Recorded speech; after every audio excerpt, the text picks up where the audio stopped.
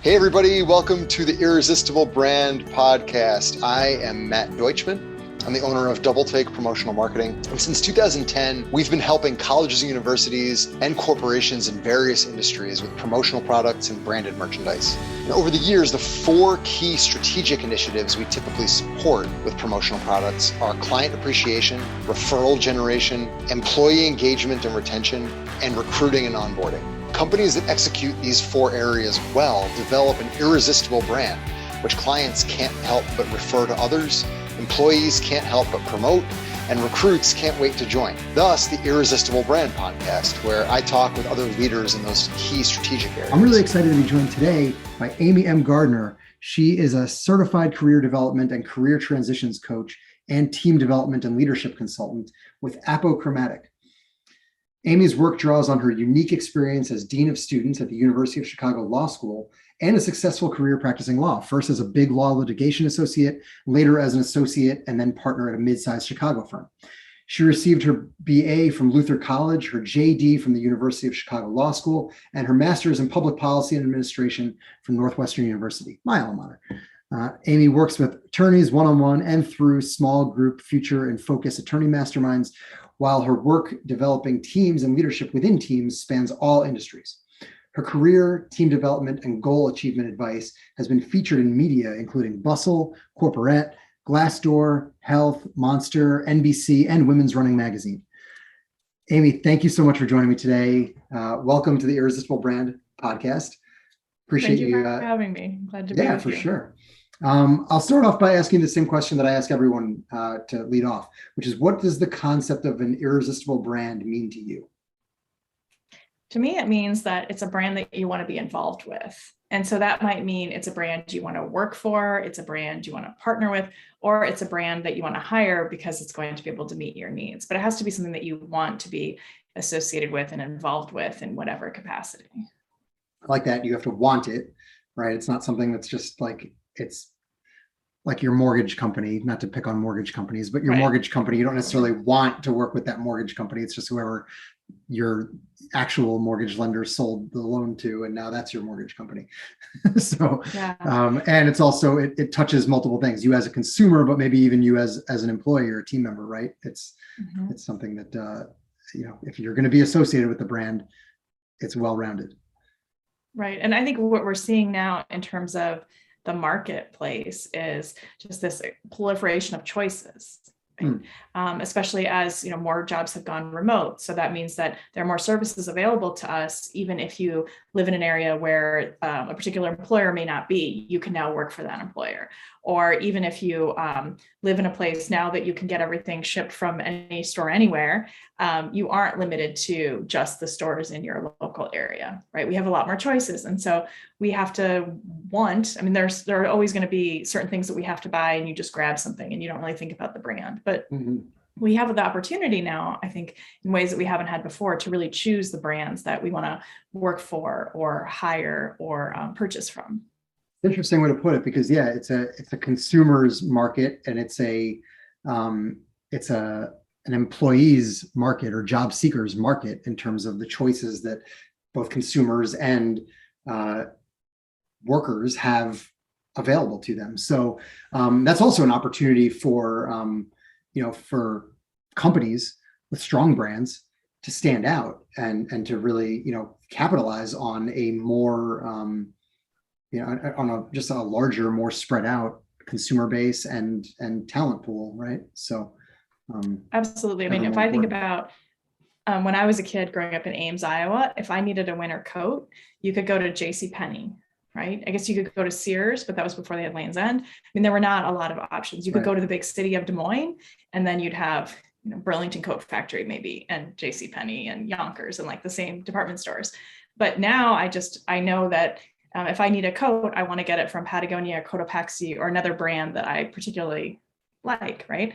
And so I can just go online and have that at my door in 4 or 5 days, and can really make those choices based on the brand versus what's going to keep me warm.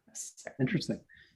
And I think to kind of drive the conversation toward the idea of of building teams. I think that I'll just talk from personal experience. When I made the decision a few years ago that a particular position I was hiring for could be a remote position. At first, when I posted the job description within my industry job board, I posted it with the geographical limitations of, being close to me. And then I thought about it and I was like, you know what does it matter if the position is remote anyway? Does it need to be someone who is in my geographic area? I mean, I suppose there are times where that it would still make sense for a remote position for us to be able to meet up in person. But at the end of the day, I was able to really widen my talent pool by having the availability be anywhere. And so we've got employees spread across the country. Even for a small team, we're spread across the country now, and I think that's enabled us to build a stronger team because we've had really good people available to us outside the confines of our geography. Mm-hmm. We have so many team members and clients who we've never met in person, right? It's and we started off when we started our business about 5.5 years ago. And initially, many of our clients were in Chicago, but even then, just the fact that you're in Chicago, I mean, there were clients who were 5 blocks from our office where they didn't want to jump on Zoom, or they didn't want to, walk across the loop to meet. Like it just adds an extra 15 minutes on each end. So they would have much rather just hopped on Zoom. And so for a lot of our clients, that's obviously just continued where we've never met them in person. And if I'm in, San Francisco, for example, I will email the clients who are in San Francisco and see if they want to get together for coffee to meet in person. But we have lots of folks who work with us who we've never met, and people who help us on our team who we've never actually met in real life. It gives you a lot more options. Well, and as it relates to building a strong team, something that I often say is that the work that we do at Doubletake using promotional products is work that kind of supplements the foundational strategic initiatives. So sending promotional products to your remote employees on its own is not going to create a phenomenal workplace culture. You have to do a lot of other foundational work, but the promotional products can certainly help, and they can reinforce what you've built, and they can reinforce certain key points of initiatives. And they could supplement different events and whatnot. I could talk for hours about the ways that they could supplement, but what's more essential and foundational is what the companies do to establish that positive culture and set the framework for people having pride in where they work, and that in effect will increase retention at companies that we're talking about. So absolutely. I mean, I know how I feel when I get a swag box from, say, a conference or something. And it makes me feel like, oh, wow, they have their stuff together. They got this box of interesting and neat things together, and they had it together enough to send it to me in advance so that I would have it on time. And, certainly when you're working with employers, I worked remotely. Actually, my very first job out of college, I was remote back in the days when we had pagers. But also, as we were launching Apochromatik, I had a day job that was remote. And when you don't have people who are in the office to have the donuts on Mondays, and you have people who are not in the office to go to the happy hours on Thursdays, one of the things that you can do to help them feel part of the team is, send everybody the same mug, right? Mm-hmm. And those sorts of things that you think like, and to be clear, even a nice mug is not going to get anybody to stay in a job if they hate their boss, right? But it does help people feel more connected. It helps them feel appreciated. And some of these promotional products, I know that people put time and thought into them. I don't mean to minimize that, but it is a relatively easy, and in the grand scheme of things, particularly when you compare it to hiring, inexpensive way to make people feel appreciated. Sure. So let's talk about that hiring. I mean, that's kind of your area of expertise is career coaching and leadership coaching with attorneys and law firms. And so, how do you see a lot of this, what we're talking about, kind of playing out in the legal industry right now, and in terms of hiring practices and developing a firm that is attractive to attorneys looking to join a new firm or make a move? So one of the things that we're seeing in the legal industry is this dramatic increase in starting salaries and in bonuses popping up, not just end of year bonuses anymore. right? So there are retention bonuses and things like that. And starting salaries among associates, as well as at higher levels, have just skyrocketed over the last couple of years in certain areas of practice in certain firms. And one of the things that we're seeing is money is a way that people can feel more appreciated. And I do not want to minimize that at all. But there are all these studies that tell us that once you reach a certain salary, you have less of an appreciation for the next increase, right? Once you have a certain level of security, then the next $10,000 means less to you. And I think that's one of the things we're seeing is if you have several $100,000s in law student loans, for example, then the salary increases, there are plenty of people who are thrilled. But there are other attorneys who are saying, okay, great, but you also want me to come back in the office 3 days a week, or you want me to continue working all day every Sunday. And if I go down the street, metaphorically, now there are a lot more attorneys, I think, who are willing to accept less pay if it means not having to work all the hours to bring in the increased pay, if that makes sense. I mean, the money is not falling from the sky. The money has to come from somewhere. And while some attorneys are thrilled and very, very happy to continue receiving the pay increases, others are saying, I just don't think that's going to be enough for me to be willing to go back to the office, for me to be willing to keep up these hours or increase these hours. And I think that trend is consistent with, with the overall marketplace at large. I saw a study recently that I think salary and benefits were ranked like number 4 in terms of factors that impact someone's desire to leave the current place of employment that they're with. Things that ranked above it, I think overwhelmingly number 1 was relationship with direct superior. So like whether or not you like your boss is the number 1 factor by far that impacts whether someone enjoys where they work and whether they want to stay or whether they want to leave.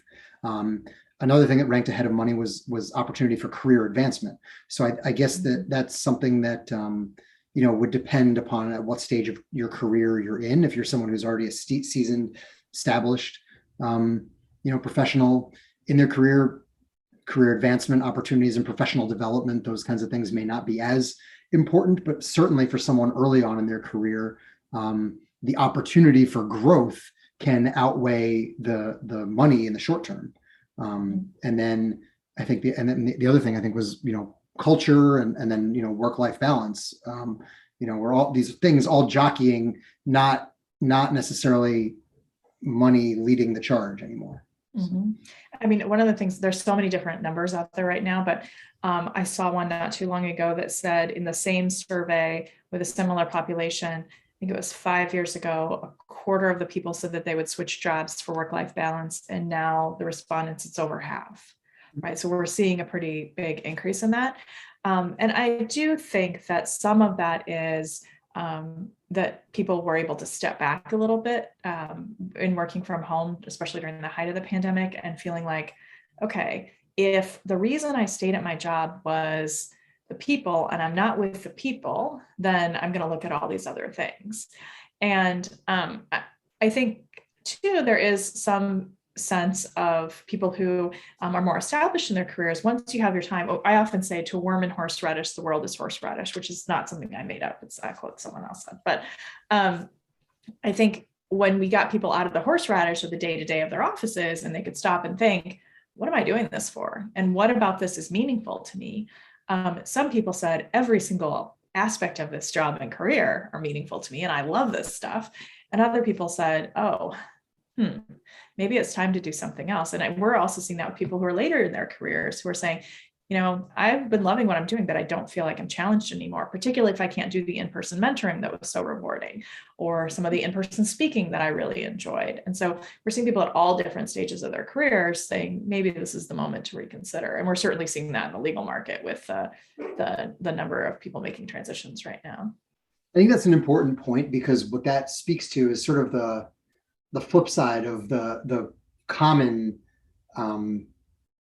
case that we've been seeing a lot of, which is, I'd rather work from home. I'd rather have that flexibility. So if my company's saying I need to go back, I'm gonna take the opportunity where I get to work from home. And even what we said earlier, if I can work remotely, then it opens up geographically, a lot more opportunities for me as a job seeker, and on the other end, from the employer, the talent pool is expanded. But what you just said, I think, hits on the sort of the opposite or the converse, or one of those words of that principle, which is like, I actually enjoyed a lot of the things about the in-person experience that I had with my firm prior to COVID. And now 2 years hence, if we're not moving back entirely to the way things were beforehand, I enjoy the work I'm doing a lot less. So now I'm more apt to either switch firms to a firm that is embracing more of of the in-person activity that I enjoyed, whether it's mentorship, whether it's speaking engagements,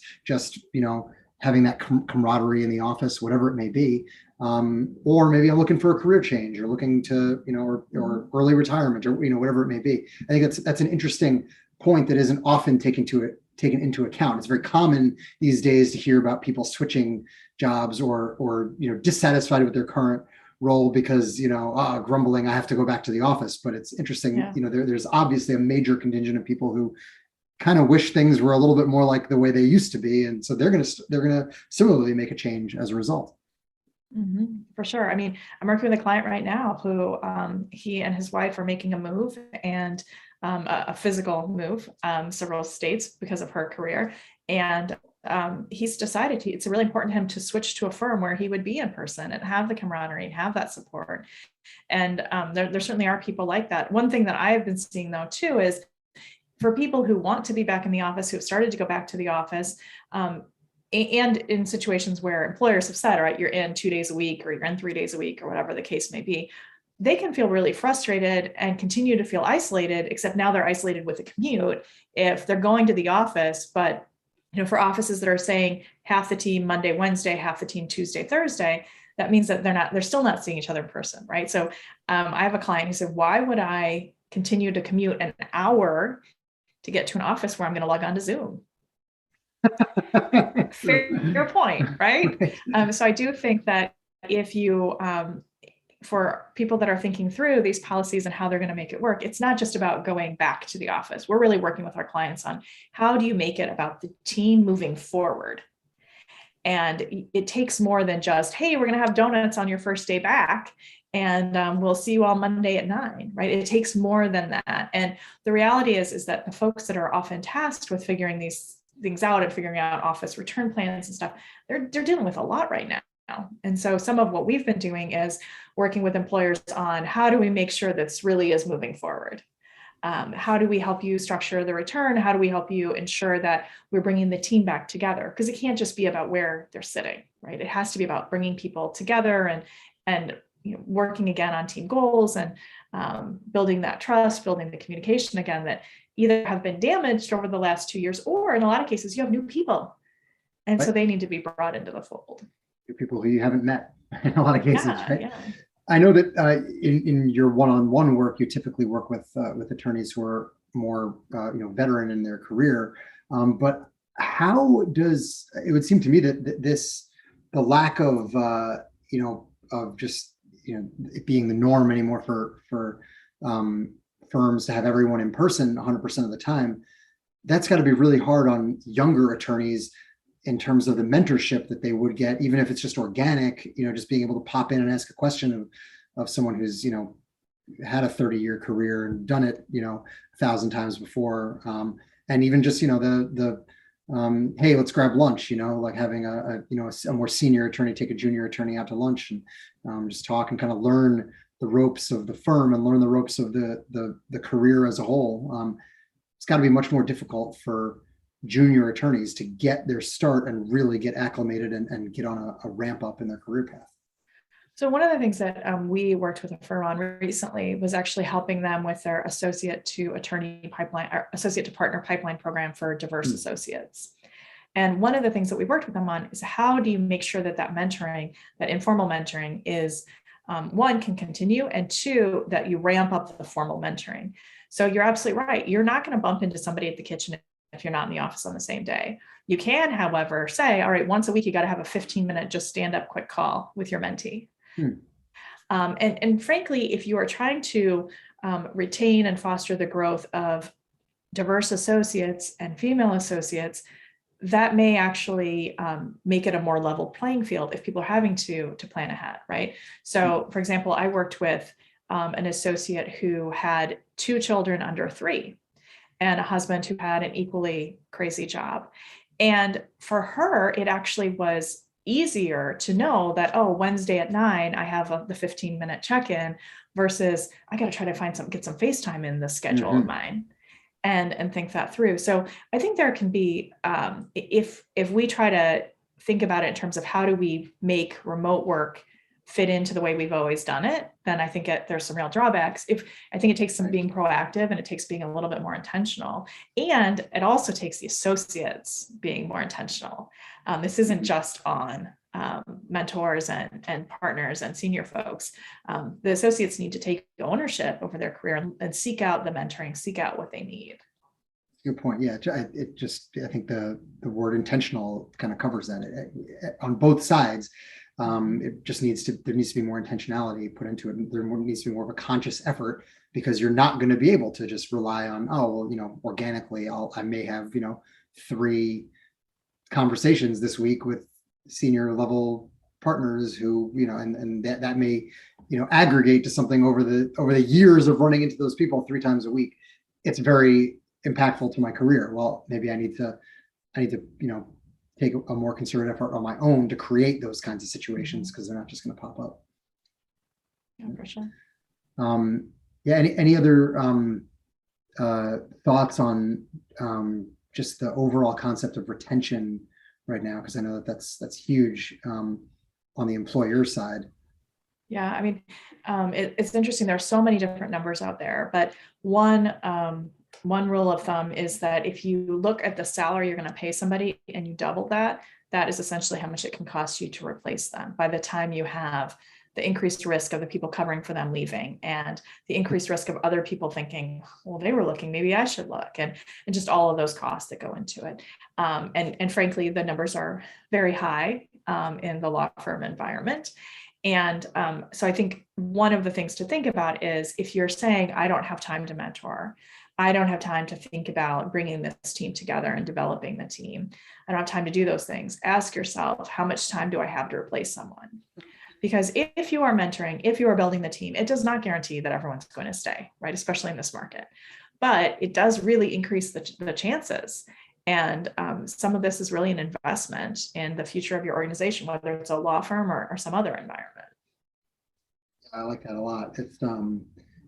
It's similar. It's different, parallel, but it's similar to the quote. I don't know if you've heard it, that if you don't, or if you're concerned about investing in your employees, if you're concerned that you'll invest in your employees and then they'll go leave.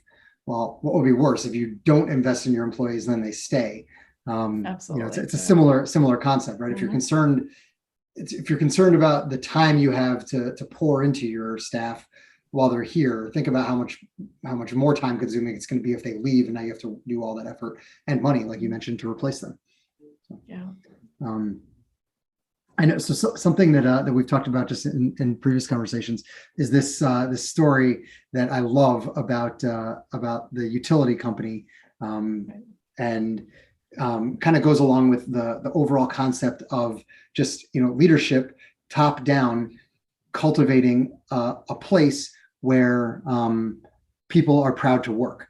But it's a lot more difficult to be proud to work somewhere if the company as a whole doesn't provide good service, or isn't good in their client interactions. Then it presents a lot more challenges for the employees if they don't even enjoy working with the clients. So I want you to go and tell that story.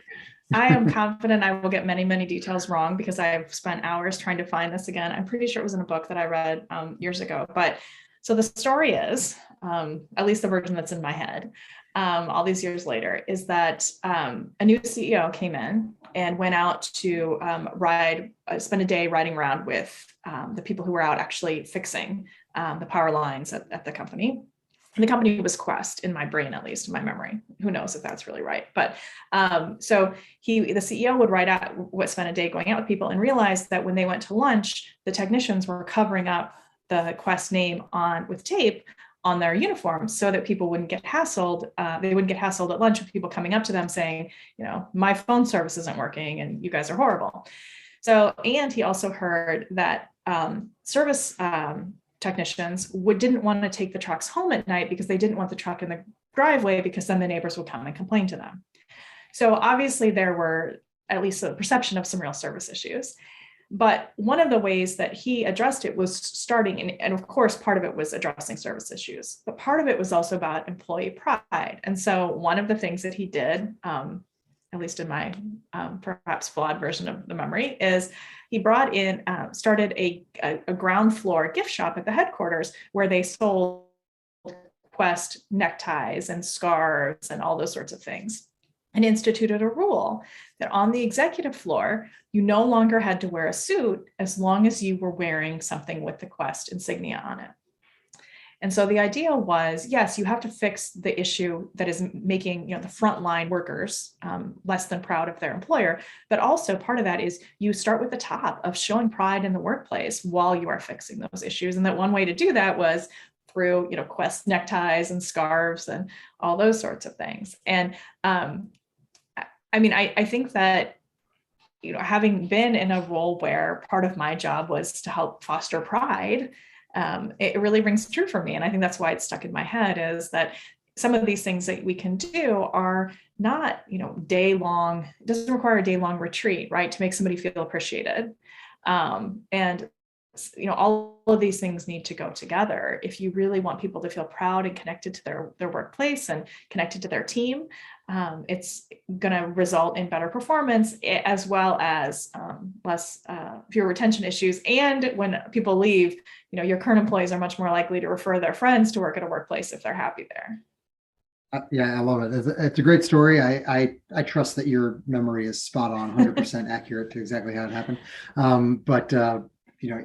I think the underlying principles, even if some of the details are not, 100% there, the underlying principles certainly make sense. Number one, that you have to, like I said before, nobody wants to wear the logo of a jacket if they hate working there. Well, it's similar. Nobody's going to wear the logo of the jacket if the customers even hate that you work there, right? So you have to fix. You have to do a good job. You have to provide a good service. You have to do a good job of how you relate to the community and how you're perceived before your employees will even, with pride, wear your apparel or show off your, promote the brand. But I think something that's important that you mentioned is even, recognizing shortcomings and being on a path to fixing it, that could still be a point of pride. And that could still be something where employees say, you know what, I have a lot of respect for what leadership is doing, because I've recognized that, they're really trying to make an effort to make this a better place to work, make this, a better company for our customers to do business with. And so that can even just foster pride right there. I was feeling like it's being taken seriously. Yeah. Now it's April 20th today that we're recording this. This episode won't be live today, but it's just interesting timing, because this morning, for some reason, it popped into my head, and I posted something on LinkedIn about this. But what popped into my head was that I remember when I was in college, I was in a fraternity, and we had a rule that you're not allowed to wear the fraternity letters while you're going somewhere where you're going to be drinking alcohol. Okay. So now we can get into a whole thing about, fraternities and drinking and all that, but that's kind of the side note. The main idea is that, if God forbid you get yourself into a difficult situation, or if you do something stupid, as college kids sometimes do, you don't want to reflect poorly upon your other members of your fraternity and their fraternity as a whole. And so I don't know why this popped into my head this morning, but then I got to thinking of, do companies have policies and guidelines for how their employees are supposed to behave when they're wearing their company logo? And even I, as a business owner, if I'm wearing my Doubletake hat when I'm out, am I like more inclined to be kinder to people because I want them to associate my Doubletake logo with, kindness and patience, and then even like if I'm wearing my church t-shirt and I'm in line at the grocery store, am I going to be like, cutthroat to make sure I get in front of the line to someone else? Or do I want to maybe, not come across that way if I'm over here, trying to represent my church and represent the God's kingdom, so like do employers have you ever seen, I'm just popping in my head, have you ever seen employers have any kind of guidelines for conduct when promoting the brand?